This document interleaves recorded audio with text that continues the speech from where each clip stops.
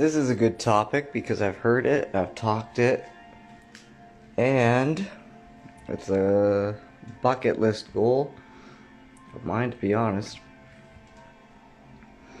Who makes it through Hell Week? Who makes it through Hell Week when you go join the military? Or just in general, you can join up for Hell Week just for the sake of signing up for Hell Week, as I understand it. And there's the people who don't make it, and there's the people who do. And everybody's always confused as to what kind of training you need.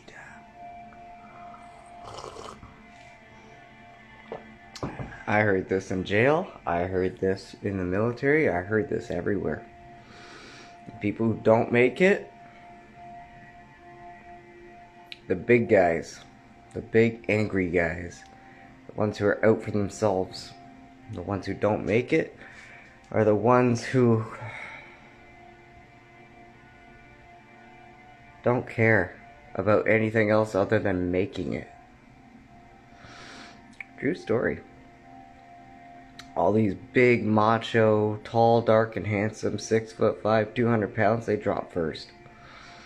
The guys who make it are the little guys like me. The ones who you would never expect or suspect. Why? Because our muscles can hoist what their muscles do, only our framework's about 100, if you're like me, 5'5", 108 pounds. You can throw around 200 pounds all day long. Like I'd weigh that, but I don't weigh that. That means I recharge faster. The ones who make it are the dads. The ones who can, when they got nothing left physically, mentally, or emotionally, they don't do it for themselves. They don't do it because they want to pass Hell Week. They do it because the guy beside them's about to go into hypothermic fucking shock. They do it for the person beside them. See, we get our courage from love. It's not a mental health issue. Not something you can medicate away. You can try. So many people over the last little week or so been in my face telling me I'm not taking care of myself. How am I not taking care of myself? This place is fucking stellar. Because all my attention's on somebody else.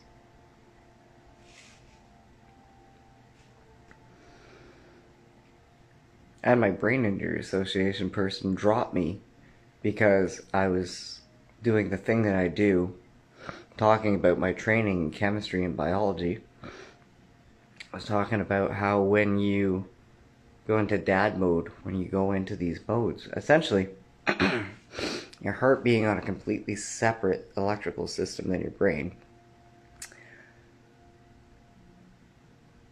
Unknown to most people, when your heart stops, your brain doesn't go brain dead. When your heart stops and your body has nothing left to give, your brain goes into overdrive. Hyper stimulation, and it starts firing myoclonic jerks, like you're falling asleep, and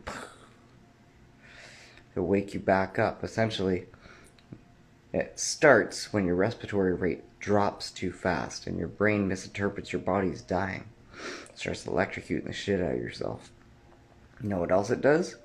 Wim Hof talks about this. It induces endogenous DMT, dimethyltryptamine. No, Brain Injury Association, I don't regret posting this content. I'm allowed to talk about this. And when you're a dad, I can only speak from experience, when a newborn baby's involved, your brain starts flooding and dumping DMT everywhere. The spirit molecule, the love drug. So when I see these talks about guys who want to know how to pass Hell Week, I ain't never done it, I'm curious. I don't like loud noises, and I start thinking off fucking brigades of fire. Gunfire when you're sleeping.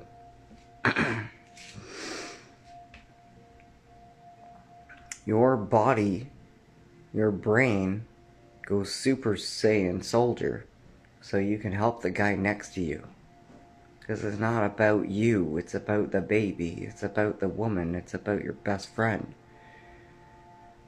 It's about your squad. It's about the mission of people who are going to get hurt if you don't make it. I am absolutely intrinsically fucking sick of selfish, obese, drugged up professionals who keep telling me I'm not taking care of myself nearly enough. What the fuck else is there for me to do? All my needs are covered. I have nothing left to give myself other than to give myself to the people who need me the most. That's why I'm a coach. That's why I am a nutritionist. That's why I am a specialist in my field. That's why for the last 10 months I've been being followed by the top leading brain expert in fucking Canada. Because he didn't come from a doctor's referral. He's a good fucking friend of mine, and the closest thing I have to a real stepdad. The people who give themselves away out of love are the ones who make it through Hell Week.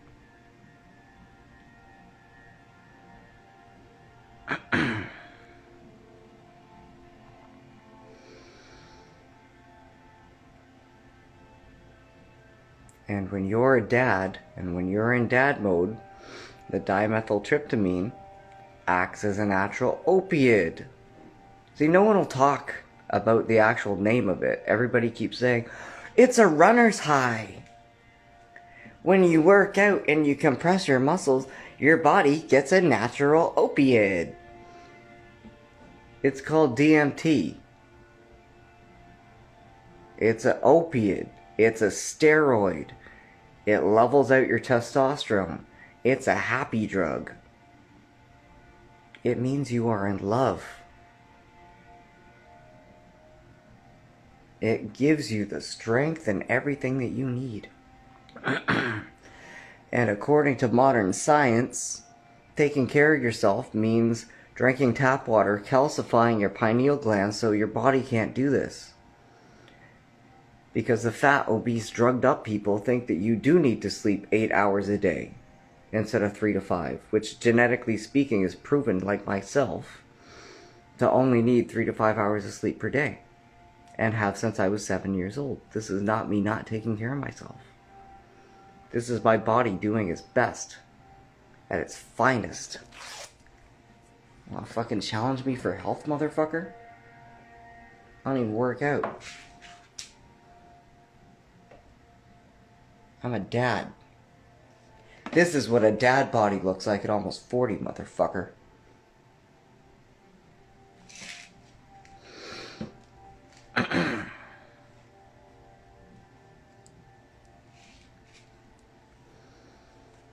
Taking care of other people is how you take care of yourself. Because when the other people, your teammates, your squad, your A-team, are well taken care of, and they have all the food and finances and energy that they need, in those 3 hours that you can sleep, you're not being woken up by the Brain Injury Association calling a fucking wellness check on you with the police banging on the door. Because after you didn't sleep for a bit, you're finally asleep and able to rest because everybody else is taken care of. Oh, but I slept for those 3 hours and now that means I'm mentally unwell. There is something very, very, very wrong with the system. Telling the world about it is deemed a sin? No. I will not put my phone down. I will not stop doing my live TV show about what it means for a real hero to be a real fucking hero. For the betterment of all of humanity. I will not walk away from my children. I will not walk away from my best friends. I will not walk away from my family. As Looney Tunes as she fucking is, and as goddamn much as he deserves to be fucking swatted, He is violent, he is vicious, he is evil, he is anger. He has made me chronically suicidal since I was 7 years old. That's 30 years of suicidal rumination, hiding in a bathroom to avoid him beating me to death. I would rather take myself out. You're gonna leave him alone over there with 50 fucking guns and over 1,000 rounds of ammo each? You do what the fuck you want. I have a baby to protect.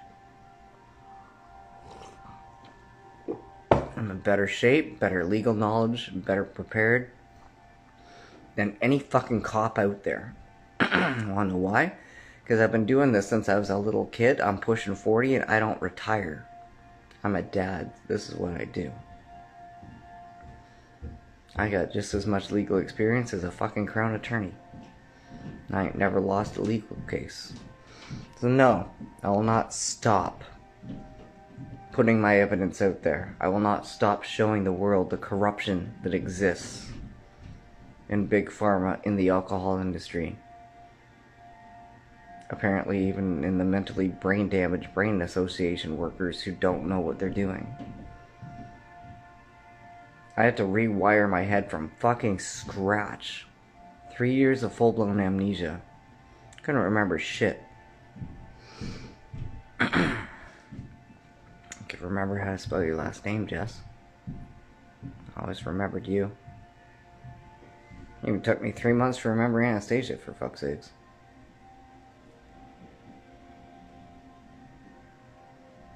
So no, I'm not going on prescription medications, you idiots. If you'd like me medicated, again, you can't tell me when I'm sober I'm self-medicating. Because I'm sober. And when I am medicated, when I am self-medicating, nobody can tell. Nobody can tell a fucking anything. My best therapeutic dose was 4 pyramid diamond things of liquid LSD, 3 grams of mushrooms, a bunch of cannabis and tobacco. Best therapeutic dose I ever had. Best day I ever fucking had. I only ever managed to make that through once. It's hard to get proper combinations of these things. It's expensive because it's not covered by OHIP, even though it's supposed to be, but it's not. Think of your lungs. I do think of my lungs when my brain's overheating and I'm spitting out all the stupid shit of analyzing all your brain damaged idiocy that you all try to project onto me. And none of it's real, and none of it's true, and none of it's even mine. It's all you.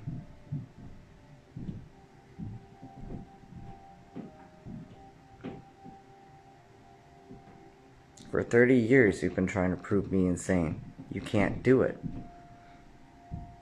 Because there's nothing wrong with me. And the more I prove that it's not me, it's you, the more you fucking have temper tantrums and need your meds more. I'm a sobriety coach, you idiots. I'm not self-medicating. I'm smoking herbal tea. Could my lungs use a break because the herbal tea is too much to constantly be inhaling it to calm myself down versus cannabis where I'd only need to do it 2 or 3 times a day?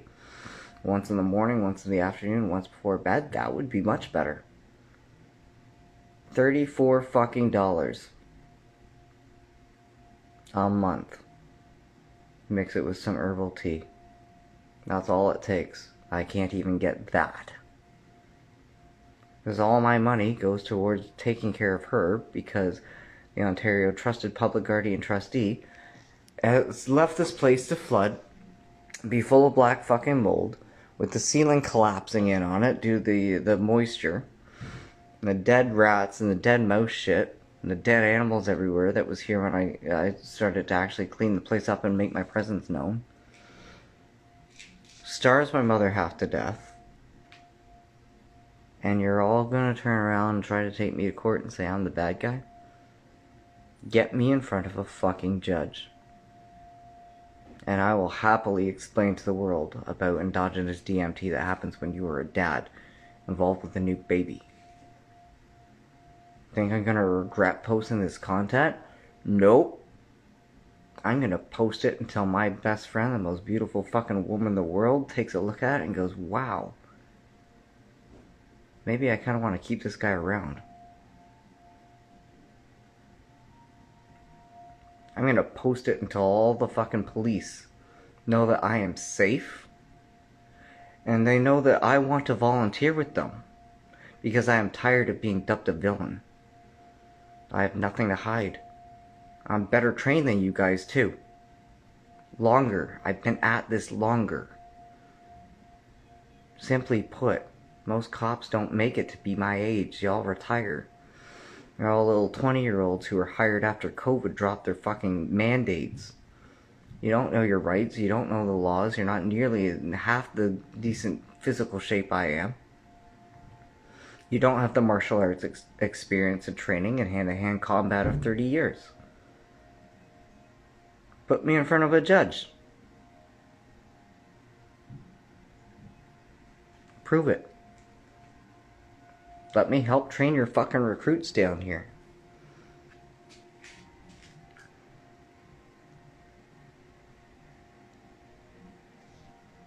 This is supposed to be homeschooling content for my kids, and all I've been doing is defending myself since I fucking got here, because everyone treats me like I'm a thief and a fucking villain. What have I taken? Other than your dignity, because I don't take your fucking shit. What have I done that's so wrong that my father has hated me since the day I was born? What have I done that is so wrong, that's so threatening and intimidating to her, Miss Loin upstairs? Because I step in and I take a look at the shit that's going on, and I say that this is not right, I will take care of you. You don't want my help. That's fine. You can't treat me as a villain. You can't tell me there's anything wrong with me when 30 years of medical examinations shows that it's all fucking you idiots.